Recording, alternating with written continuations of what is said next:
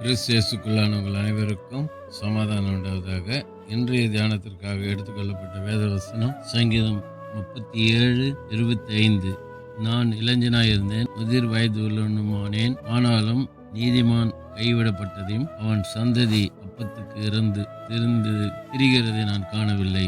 இல்லையா? இங்கே சங்கீதக்காரனாகிய தாவீது சொல்றாரு, அவர் இளைஞனா இருந்தாராம், முதிர் வயது ஆயிட்டாரு, ஆனால் கூட நீதிமான் கைவிடப்பட்டதையும் அவன் சந்ததி அப்பத்துக்கு இறந்து திரிகிறதையும் காணவில்லை சொல்ல. உண்மைதான். யார் கைவிட்டாலும் கர்த்தர் கைவிடாதவர். தாயும் தகப்பனும் கைவிட்டாலும் கர்த்தர் என்னை சேர்த்துக் கொள்வார் சொல்றார். ஆக நீதிமான் கைவிடப்படுவதே கிடையாது. நீதிமானாய் வாழும்போது கைவிடப்படுது. நோவா நீதிமானாய் உத்தமனாய் வாழ்ந்தான். ஆகவேதான் நான் கைவிடப்படாதபடிக்கு வெள்ளத்துல பாதுகாக்கப்பட்டான்.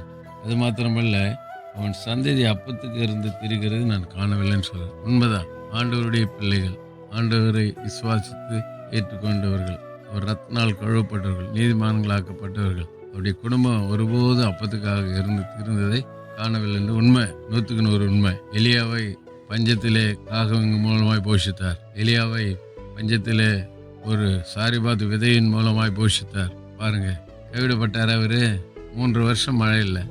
ஆனா நீதிமானுடைய சந்ததியாகிய எலியா கைவிடப்பட்டாரா? கைவிடப்படலை. அவருக்கு மாத்திரமல்ல, இன்றைக்கும் நீதிமானாய் நாம் வாழும்போது நாம் மாத்திரம் நம்முடைய சந்ததியை கூட அப்பத்துக்கு இருந்து தெரியாது. உண்மை. அவர்கள் கொழுத்த கன்றுகளை போல் வெளியே போய் வளர்வார்கள் சொல்றார். இந்த ஆசீர்வாதத்துக்குரிய பிள்ளைகளாகி நாம் வசனத்துக்கு கீழ்ப்படிந்து அவரை பின்பற்றி வாழ்வோம். தொடர்ந்து நடத்துவார். கர்த்தர் நம்மை பலப்படுத்துவாராக. ஜெபிப்போம். நேசிக்க நல்ல தகப்பனே, இந்த நாளில் கொடுத்த நல்ல வார்த்தைக்கு நன்றி. அந்த வார்த்தையை நாங்கள் உறுதிப்படுத்தி கொண்டு ஒவ்வொரு நாளும் நீதிமானாய் வாழ்ந்து ஆசீர்வாதத்தை பெற்றுக்கொள்ள உதவிச்சு. இயேசு நாமத்தில் ஜெபிக்கிறோம் நல்ல பிதாவே. நம்முடைய கர்த்தரும் ரட்சகருமாகிய இயேசு கிறிஸ்துவின் கிருபையிலும் அவரை அறிகிற அறிவிலும் வளருங்கள். அவருக்கு இப்பொழுதும் என்றென்றைக்கு மகிமை உண்டாவதாக. நம்முடைய கர்த்தராகிய இயேசு கிறிஸ்துவின் கிருபை உங்கள் அனைவரோடு கூட இருப்பதாக. ஆமேன், ஆமேன், ஆமேன்.